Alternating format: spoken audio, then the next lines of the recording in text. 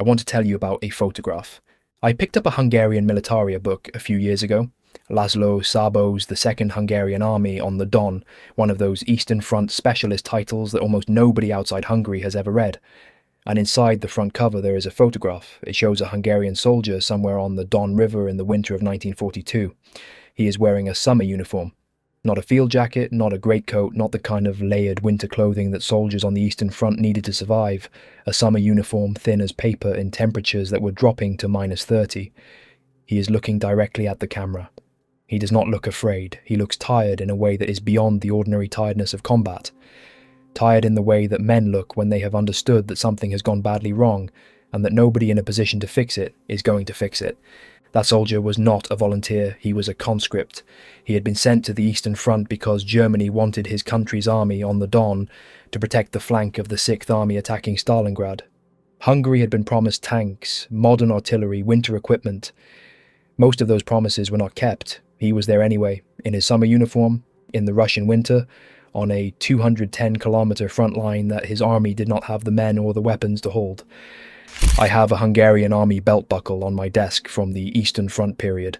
I cannot tell you exactly who wore it or where, but every time I read about the Second Hungarian Army on the Don, I think about the man in that photograph and what the winter of 1942 must have looked like from inside a summer uniform. I've wanted to make this video for a long time. The story of Hungary in the Second World War is one of the least known and most tragic stories of the entire conflict, and the tragedy starts long before the first Hungarian soldier set foot in Russia. It starts with why they went. Because the Hungarians who fought on the Eastern Front were not simply fighting for Hitler or for Germany. Many of them were fighting against something specific, something their country had already experienced, something that had burned itself into Hungarian political memory so deeply that when the chance came to fight it, an entire nation mobilized to do so. To understand Hungary in the Second World War, you have to start in 1919. In March 1919, something happened in Budapest that almost nobody in Western Europe discusses when they talk about the origins of the Second World War, but that explains Hungary's path to the Eastern Front more precisely than any alliance calculation or diplomatic pressure. Bela Kun, a Hungarian communist who had spent time in Russia, been trained by the Bolsheviks, and returned to Hungary financially supported by Moscow, proclaimed the Hungarian Soviet Republic. Almost overnight, Hungary became the only Soviet-style communist state outside Russia. Kun's government lasted 133 days. During those 133 days, his regime conducted mass executions of political opponents in what became known as the Red Terror. Private property was nationalized, farms were collectivized, the middle classes, the aristocracy, the Catholic Church, the military officer corps. All of them watched a Soviet-backed government attempt to remake Hungary on Moscow's model and concluded that communism was not an abstract ideological threat, but a direct and personal one. When Romanian and Czech military forces moved against the regime and it collapsed in August 1919, the White Terror that followed was equally brutal. Kun fled to Moscow, where he worked for the Comintern until Stalin had him shot during the purges in 1937. But the memory of his 133-day republic stayed in Hungary. The ruling class, the officer corps, the landowning families, the church, all of them spent the next 20 years certain that Soviet communism was an existential threat to everything they valued, and that the threat would return. When Germany invaded the Soviet Union in June 1941, the Hungarian military establishment did not need to be persuaded. Regent Admiral Miklos Horthy, who had led the counter-revolution against Bela Kun in 1919, and whose entire career had been built on anti-communism, understood the German operation against the Soviet Union in terms that were entirely personal. This was the chance to destroy the regime that had produced Kun's republic. This was ideological warfare, not just alliance politics. Hungary entered Barbarossa in June 1941 following an incident that has been disputed ever since. Soviet aircraft bombed the Hungarian city of Kassa. Whether this was a deliberate Soviet provocation, a German false flag, or a genuine navigational error has been argued about for 80 years. What is not disputed is that Horthy used it as his justification for declaring war and sending the Mobile Corps, Hungary's best-equipped formation, east to fight alongside the Wehrmacht. The Mobile Corps performed adequately in the summer and autumn of 1941 in southern Ukraine. It participated in the advance, took significant casualties, and was withdrawn by December.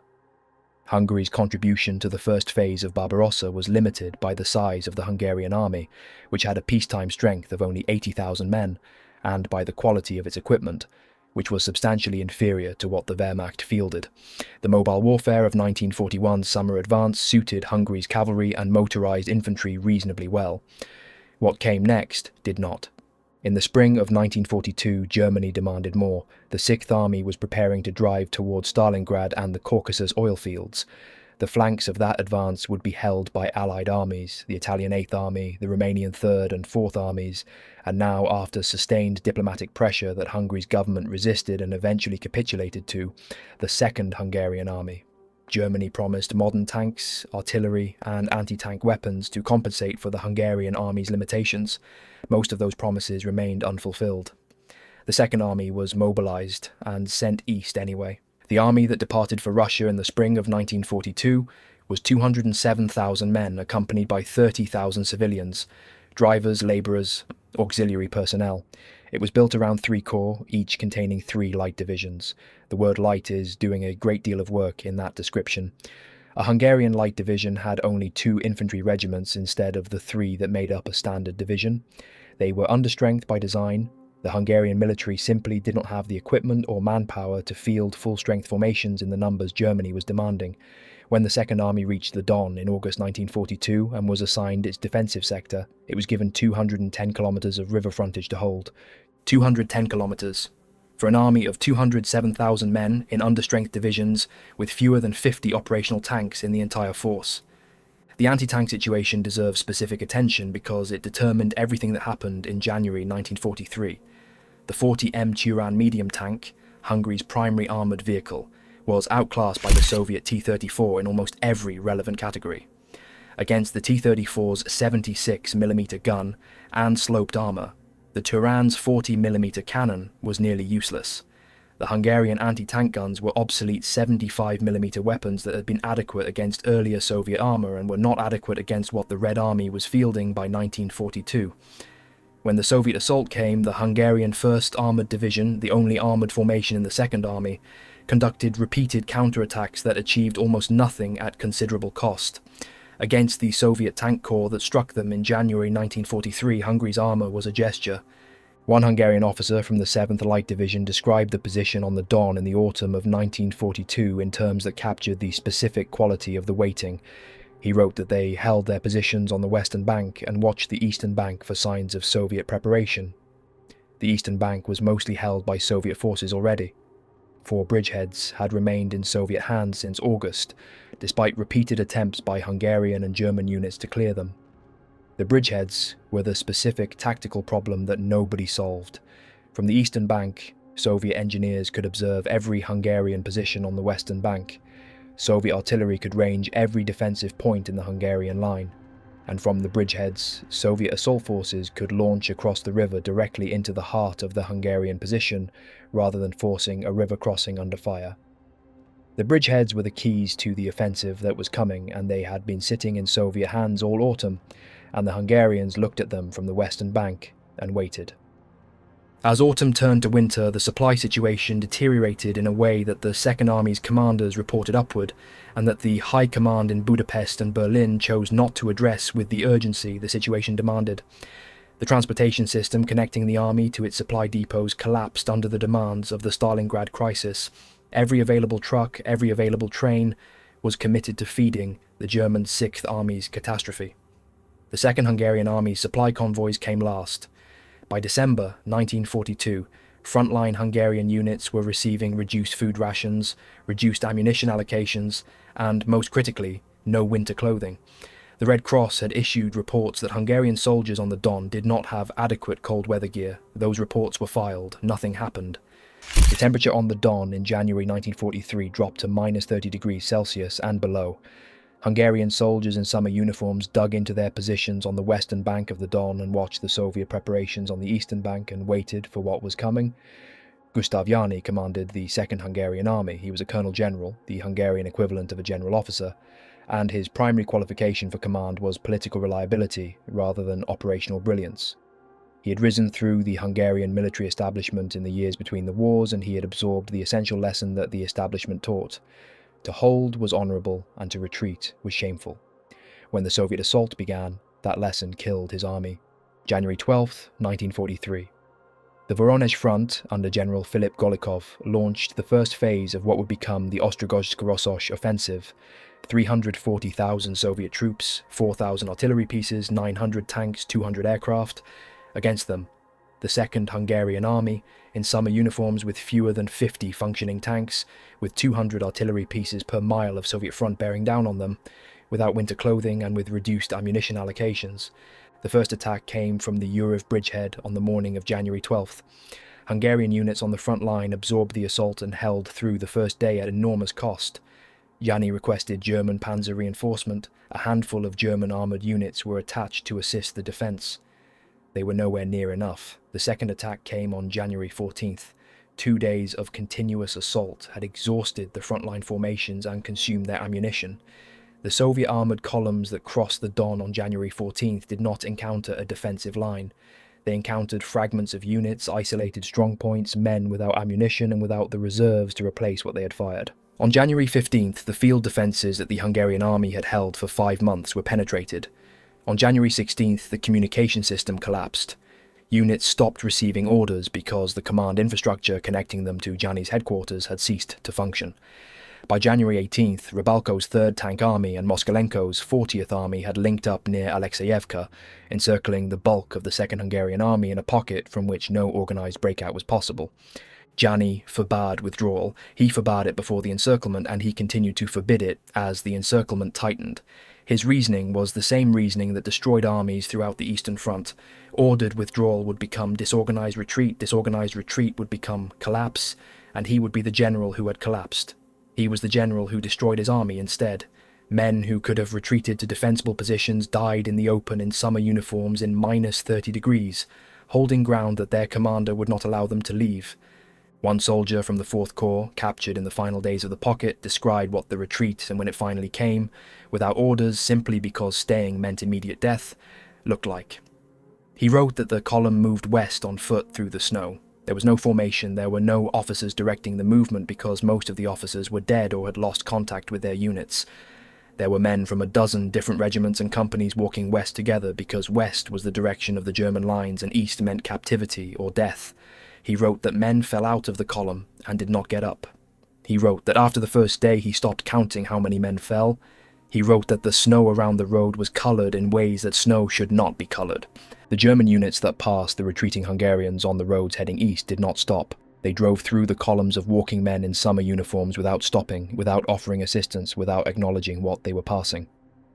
The Hungarians who survived and wrote about it afterward described those German vehicles passing through their columns as the moment when they understood fully what they were to Germany's war, a convenience, a buffer, an expendable flank guard that had served its purpose and was now somebody else's problem. Of the 207,000 soldiers and 30,000 civilians who had gone east with the 2nd Hungarian Army, approximately 100,000 were dead by February 1943. 35,000 were wounded. 60,000 were prisoners. Only about 40,000 men returned to Hungary, 84% casualties. A Hungarian military historian writing about the Don disaster used a phrase that has stayed in the literature ever since. No nation, he wrote, lost as much blood during World War II in such a short period of time. The remnants of the 2nd Hungarian Army returned home in May 1943 and were scapegoated by Hitler for the Axis collapse on the Don. The German High Command, which had promised equipment that was never delivered, which had progressively stripped the Hungarian line of German support units to feed the Stalingrad crisis, which had assigned 207,000 men in light divisions without winter clothing to hold 210 kilometers of Don River frontage, and that same High Command blamed the Hungarians for not holding what they had been given to hold. Gianni was court-martialed by the Hungarian military after the war. He was executed in 1947. Hungary itself was changing. The disaster on the Don had not produced a political consensus that the war should end. Hungarian politics were too complicated for a single military catastrophe to resolve. But it had produced a growing awareness in the Hungarian government and in Admiral Horthy personally that the German alliance was leading Hungary toward a catastrophe from which there might be no recovery. By 1944, Horthy was conducting secret negotiations with the Western Allies, attempting to find a way out of the war that would leave Hungary's territorial gains from the 1938 and 1940 agreements intact and spare the country from Soviet occupation. Hitler was watching, and in March 1944, Germany moved. Operation Margaret. On March 19, 1944, German forces entered Hungary without resistance, not as an invasion in the conventional sense, but as an occupation of an ally whose reliability had become suspect. German troops took up positions throughout the country. The Hungarian government was restructured to remove the officials most committed to a separate peace. Horthy was allowed to remain as regent, but stripped of real power. Hungary was now occupied territory, regardless of what the official diplomatic language called it. The occupation brought something else with it. The SS arrived in Hungary not only as occupation force, but as recruiters. From April 1944, based on an agreement signed between the Hungarian government and the SS, the Waffen-SS was authorized to freely recruit Hungarian citizens of German ethnic background, the Volksdeutsche, into its ranks. Service in Waffen-SS units became mandatory for all ethnic German men over 17. Those who did not report for recruitment were taken by force. By August 1944, some 42,000 young men had been incorporated. By the war's end, approximately 122,000 Hungarian citizens of German ethnic origin had served in the Waffen-SS. 2 SS cavalry divisions with deep roots in Hungary had been fighting on the Eastern Front since before the occupation. The 8th SS Cavalry Division Florian Geyer had been deployed across the southern Russian and Balkan fronts fighting in conditions that consumed formations the way the Eastern Front consumed everything. The 22nd SS Volunteer Cavalry Division Maria Theresa was newer, formed in December 1943, with its cadre drawn from the 17th SS Cavalry Regiment of the Florian Geyer and its rank and file built substantially from Hungarian Volksdeutsche conscripts. It was named for Empress Maria Theresa, the 18th century Habsburg ruler who had governed Austria, Hungary and Bohemia. Its divisional symbol was the cornflower, the favourite flower of the empress for whom it was named. The Maria Theresa was still forming and training in Hungary in October 1944 when it was called on to participate in one of the most audacious operations of the entire war. Horthy had not stopped trying to exit the war. By October 1944, with Soviet forces advancing into Hungary itself and the Romanian army, which had switched sides in August, now fighting alongside the Red Army against its former German and Hungarian allies, Horthy made his move. He announced on October 15th that Hungary was seeking a ceasefire with the Soviet Union. Hitler's response arrived within hours. He sent SS Obersturmbannführer Otto Skorzeny, the man who had rescued Mussolini from his mountain imprisonment in 1943, to Budapest, with orders to neutralize Horthy and prevent the armistice. Skorzeny commandeered available elements of the Maria Theresa for Operation Panzerfaust. At 0600 on October 15th, a German column led by 4 Tiger II tanks and including Maria Theresa men stormed Buda Castle. In little over half an hour, Horthy was forced to abdicate. He was replaced by Ferenc Szalasi, the leader of the Arrow Cross, Hungary's fascist party, fanatically pro-German and fanatically anti-communist. Hungary would remain in the war. Horthy was taken to Germany as a prisoner. He survived the war, lived in exile in Portugal and died in 1957. He never saw Hungary again. With Szalasi's Arrow Cross government in place, Hungary's fate was sealed. The Soviet offensive that had been advancing through the country since October 1944 could not be stopped. By November, the Soviet and Romanian forces were approaching Budapest itself. Hitler declared Budapest a fortress city, Festung Budapest, and ordered it held to the last man. The 9th SS Mountain Corps, consisting of the Florian Geyer and the Maria Theresa, was sent into the capital to stiffen its defence. Both divisions took up positions in the city alongside Hungarian formations as the Soviet ring began to tighten. On December 26, 1944, the junction of the 2nd and 3rd Ukrainian fronts west of Budapest completed the encirclement. Inside the pocket, almost 33,000 German soldiers, 37,000 Hungarian soldiers, over 800,000 civilians. The Florian Geyer and the Maria Theresa, the 13th Panzer Division, the 60th Panzer Grenadier Division Feldherrenhalle, the Hungarian First Corps, and Hitler's order, hold. The siege that followed lasted 50 days. The fighting in the streets of Budapest, particularly in Buda on the hilly western bank of the Danube, was some of the most intense urban combat of the entire war. The SS cavalry divisions had been built for mobile operations on open ground, and found themselves fighting through apartment blocks and factory buildings with the doctrinal disadvantage of formations not designed for this specific hell. The city was fought for block by block. The Florian Geyer and the Maria Theresa lost men continuously, with no possibility of replacement, no relief column breaking through, no airlift capable of delivering what was needed. 3 German relief operations at Conrad I, Conrad II, and Conrad III were launched in January 1945. The 4th SS Panzer Corps under Herbert Giller, including the Viking and the Totenkopf, drove toward Budapest from the southwest. At the furthest point of the third operation, German forces came within 25 kilometers of the city. They could not break through the Soviet defensive ring. The garrison inside could hear the sounds of fighting to the west. The relief never came. By early February, the garrison was running out of everything. Food was being rationed at levels that produced physical incapacitation. Ammunition was counted by the round. The men of the Florian Geyer and the Maria Theresa, who had been fighting continuously since November, were being sustained on whatever the city itself could still provide. Horses primarily by February, the horses of the cavalry divisions being eaten by the cavalrymen who had ridden them. One soldier from the Florian Geyer who survived the Budapest siege and was later captured described the final weeks inside the pocket with a detail that has stayed in the historical record. He said that by late January the division existed in the administrative sense, it had a number and a commander and units assigned to it, and did not exist in the operational sense, because the formations that had those designations were reduced to fragments of their original strength, fighting from positions that they could not reinforce and could not supply and from which they could not withdraw. He said that what kept the men fighting was not tactical coherence or operational logic, but the specific knowledge that Soviet captivity was the alternative, and that Soviet captivity for Waffen-SS soldiers had a specific meaning that individual surrender made worse rather than better. On the night of February 11th to 12th, 1945, the garrison attempted a breakout. Approximately 28,000 men moved west through Budapest toward German lines they hoped were still close enough to reach. Soviet forces had anticipated the attempt. The fighting through the streets and forests west of the city was catastrophic for the breakout force. Of the 28,000 men who attempted to break through, approximately 700 reached German lines. The rest were killed or captured. Of the Maria Theresa, which had arrived in Budapest with thousands of men, only 170 survived the encirclement. The Florian Geyer was effectively destroyed as a formation. Both divisions were reconstituted from their survivors and from surviving elements that had not been sent to Budapest, forming the 37th SS Volunteer Cavalry Division Lützow, a division built from the wreckage of 2 divisions that had been consumed in the capital's defence.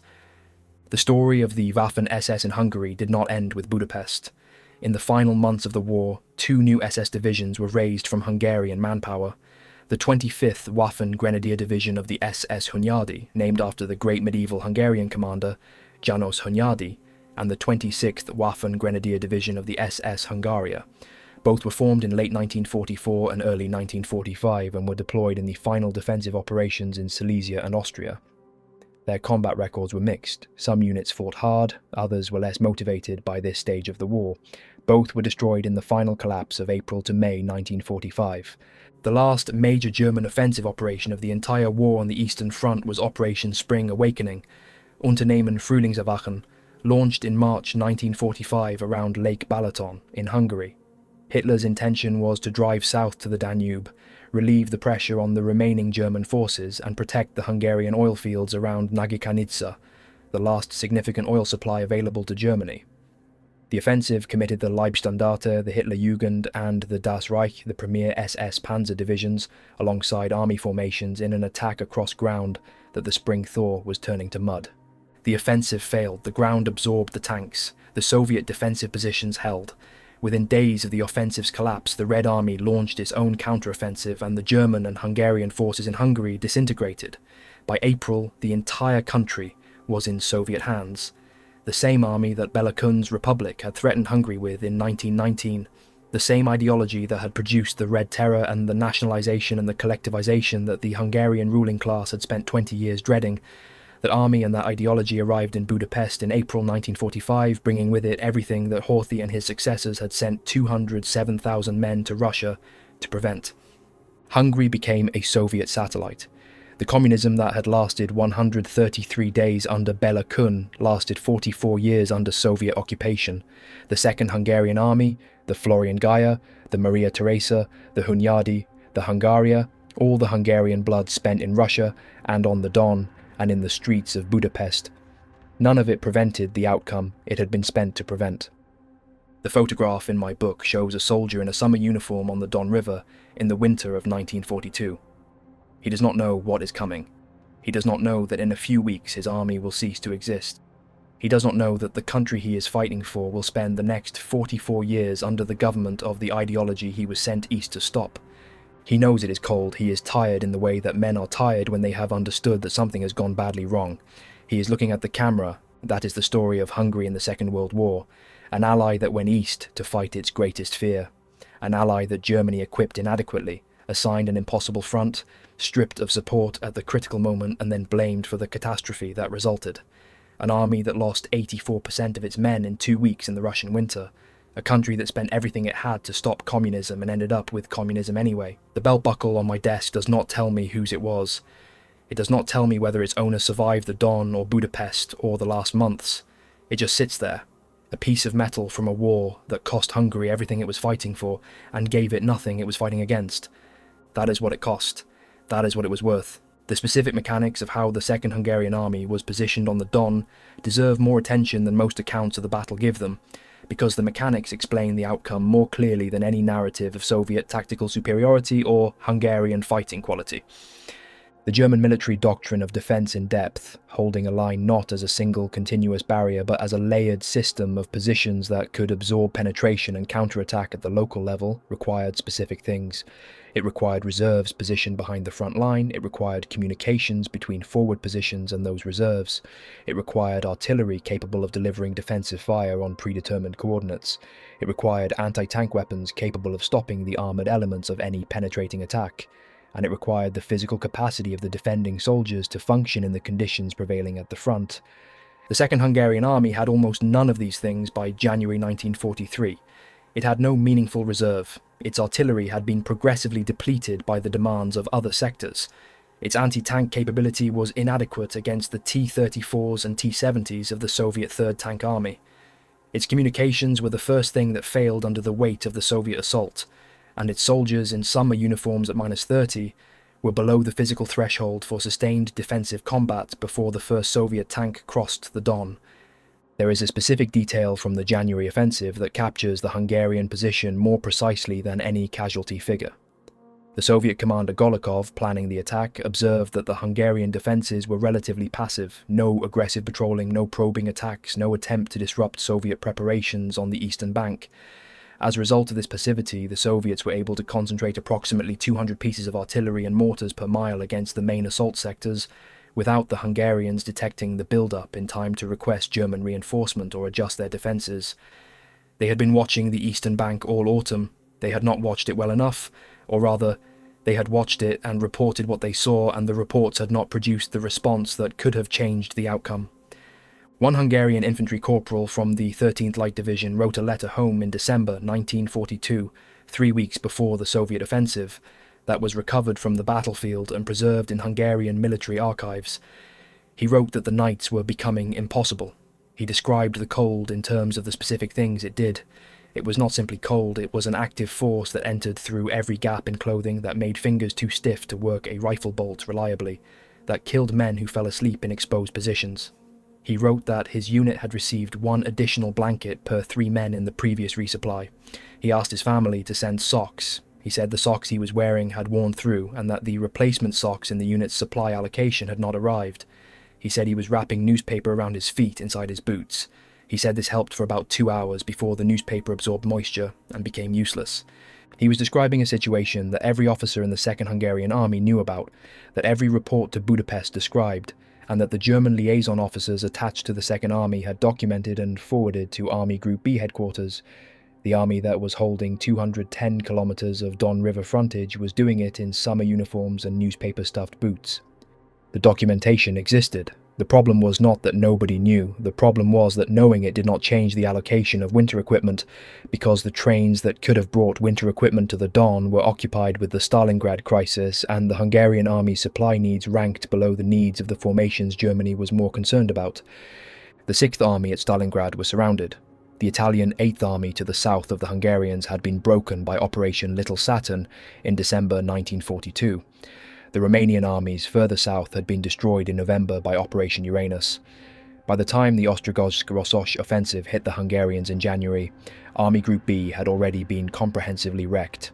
The Second Hungarian Army was the last intact formation of any size on a front that had already produced multiple catastrophes, and in Budapest and Berlin, the people who could have reinforced it or withdrawn it before the blow fell were too busy managing the consequences of the previous catastrophes to address the incoming one.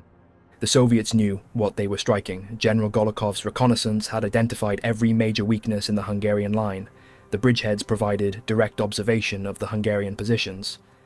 The passive Hungarian patrolling had allowed the Soviet concentration to proceed undetected until it was too late.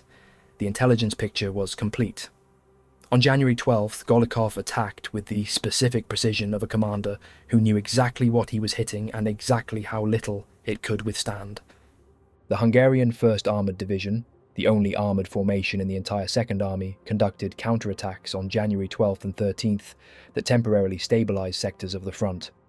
The Turan tanks and the anti-tank guns fought with what they had. The problem was what they were fighting. Soviet T-34s armoured in sloped plate that the Hungarian 40mm cannon could not penetrate at combat ranges, supported by T-70 light tanks and by the artillery preparation that had obliterated the forward Hungarian positions in the opening hours. The armoured division consumed itself in these counterattacks. By January 14th, when the second wave of the Soviet offensive struck, there was almost nothing left of Hungary's armoured capacity. One tank commander from the 1st Armoured Division wrote in his battle report, recovered from the archives after the war, that his company had gone into the counterattack on January 13th with 7 Turan tanks. By evening, 4 were destroyed, 1 was immobilized by mechanical failure, and 2 were withdrawing with damage. He wrote that the Soviet armour they encountered was unaffected by direct hits from his main gun, at ranges where the hit probability was high.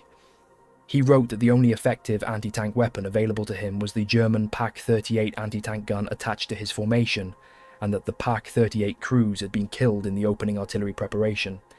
He wrote his report in the tone of a man who is trying to be precise and professional about something that has gone comprehensively wrong. The collapse of January 14th to 18th was total. Soviet tank columns driving through the broken Hungarian line moved at speeds the remaining Hungarian units could not track. The communication system, never robust, dependent on telephone lines that the artillery preparation had cut, and radio sets that were too few and too unreliable, failed. Units stopped receiving orders. Commanders who could not reach their headquarters by radio sent runners, and the runners did not always return. Units that were still holding their positions discovered that the units on their flanks had retreated or been destroyed, that they were now exposed on both sides, and that the order forbidding retreat was still technically in force even as Soviet tanks appeared behind them. Gianni's order forbidding withdrawal was not simply a tactical error, it was a moral failure as well. A commander who forbids his soldiers to retreat when retreat is the only action that would save their lives in conditions where holding their positions means death by Soviet assault or by exposure, in temperatures that kill men in summer uniforms in hours. That commander has made a decision about whose lives matter more. Gianni decided that his own reputation, his fear of appearing as the general who ordered the retreat that became the collapse, mattered more than the lives of the men he was refusing permission to withdraw. He survived. Many of the men he refused to let retreat did not. The retreat that happened anyway, the dissolution of the army into a westward movement without orders or organisation, produced accounts that are among the most harrowing in the literature of the Second World War's Eastern Front. Hungarian soldiers who survived wrote about the road west in terms that share specific details across dozens of accounts. The cold, the silence of men who had stopped talking to conserve energy, the dead in the snow beside the road, the German vehicles that passed through the retreating columns without stopping. That last detail appears in almost every account, the German vehicles passing without stopping. The Hungarians who had been sent to protect Germany's flank, watching Germany drive away. It is difficult to read those accounts without understanding why Hungary's relationship with its German ally became, in the years after the Don, one of profound bitterness. The German soldiers in those vehicles may have had tactical reasons for not stopping. Their own situation was desperate, they had their own orders, the column could not accommodate Hungarian stragglers. But from the perspective of a Hungarian soldier walking west in a summer uniform in January, watching those vehicles pass through him without acknowledgement, the message was unambiguous. You were useful when we needed you. You are not useful now. The post-war Hungarian reckoning with the Don disaster produced its own controversies. Gianni, who survived the war, was court-martialed by the post-war Hungarian government and executed in 1947. His execution served the purpose of providing a responsible individual for a catastrophe that had multiple authors: German equipment failures, German supply failures, German command decisions that stripped the Hungarian line of support, and Hungarian political decisions that sent an inadequately equipped army to an impossible front in the first place. Jani was the man who gave the order forbidding withdrawal, and his order unquestionably made the disaster worse. He was also the most convenient single person to hold responsible for something that was more broadly distributed. The survivors of the Don returned to Hungary in May 1943. They returned to a country that was slowly becoming aware that the German alliance was not going to produce the outcome it had promised. The Béla Kun nightmare, Soviet communism imposed on Hungary, was what they had gone east to prevent. By May 1943, with Stalingrad lost and the Soviet military growing stronger every month, that outcome was becoming not merely possible but likely.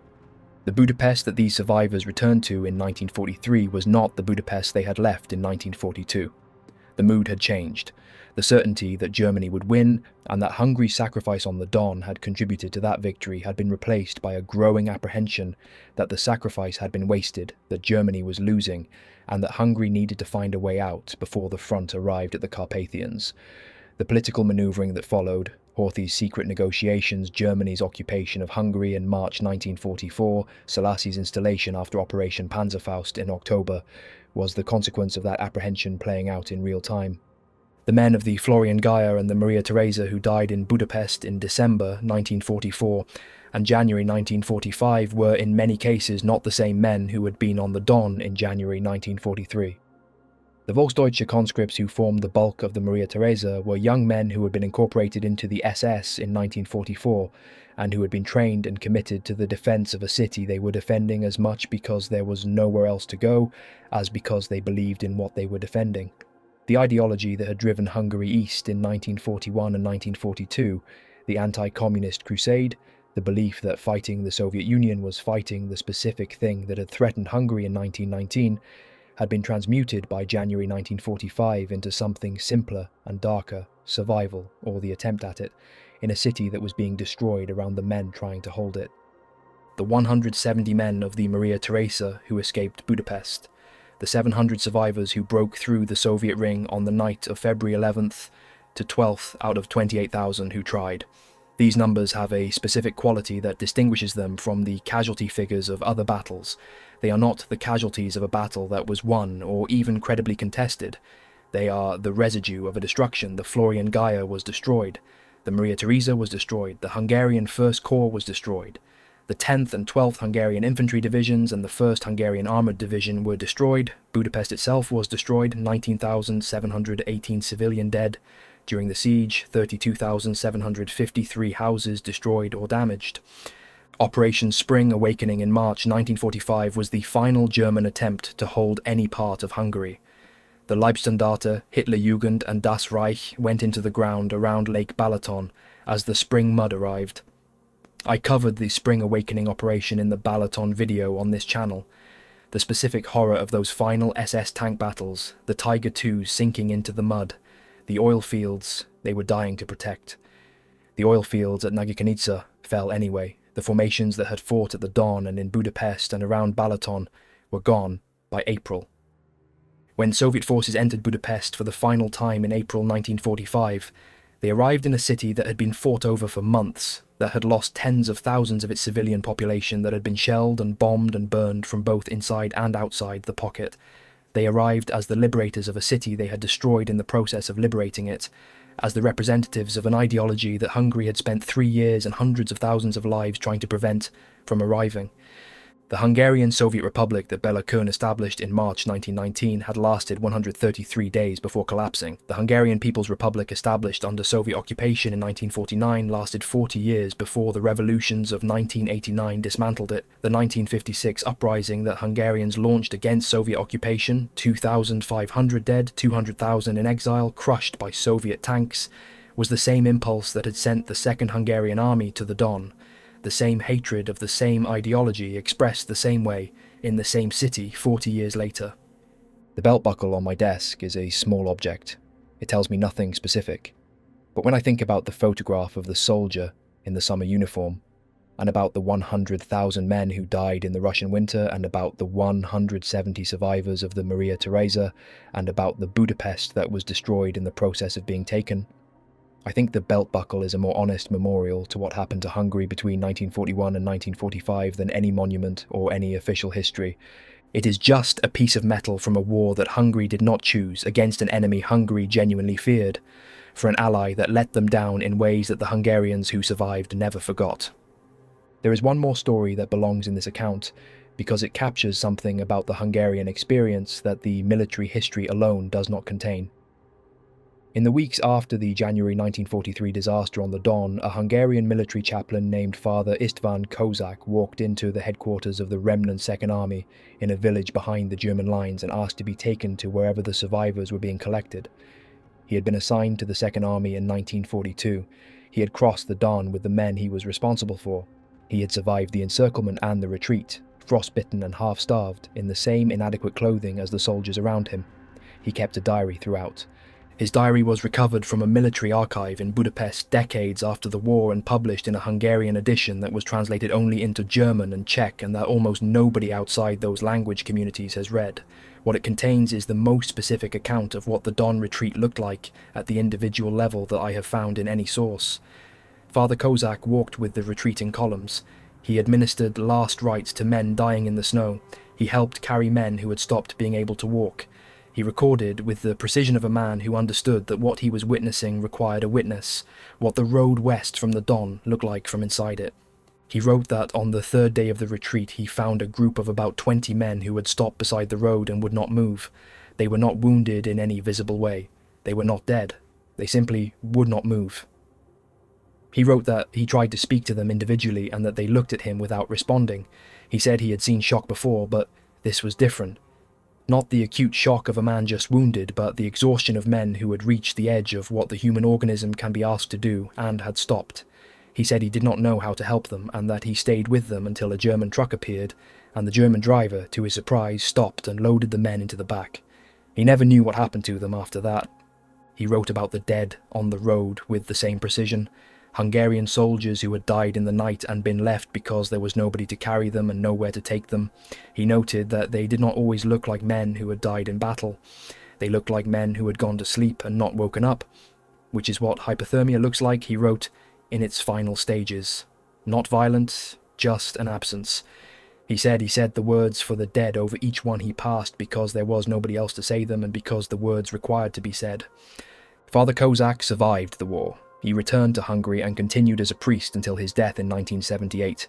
His diary sat in an archive for over a decade before being published. It is the kind of source that military history does not usually foreground, a chaplain's record rather than a commander's, an account of the human cost rather than the operational analysis. But it contains the truth of the Don disaster at the level where truth is most clearly visible. One man walking west, watching his country's army die around him and refusing to stop witnessing it. This is the story that the numbers describe from a distance. 100,000 dead, 35,000 wounded, 60,000 prisoners, 40,000 returned. The numbers are correct. They are also a description of 200,000 specific human experiences. Men who froze, men who fought, men who were captured, men who walked west and arrived, men who walked west and did not, that the numbers cannot fully contain. The man in the photograph in my book, the soldier in the summer uniform looking at the camera on the Don River in 1942, was one of those 207,000. I do not know which category he falls into. I do not know if he was among the 40,000 who came home. The book does not say, the photograph does not say. He is a face without a name from a catastrophe that killed more people in less time than almost any other event of the Second World War, and he is looking at the camera with the specific tired expression of a man who understands that something has gone wrong, and does not know how wrong it is about to become. That expression is the truest thing in this whole story, not the operational analysis or the casualty figures or the political history of Horthy and Kuhn and Zálasy and the German occupation and the Budapest siege and the 40 years of communism that followed. The truest thing is the face of a man in a summer uniform in January on the Don, looking at the camera, not knowing what is coming. That is Germany's forgotten ally. That is what was left to die in Russia.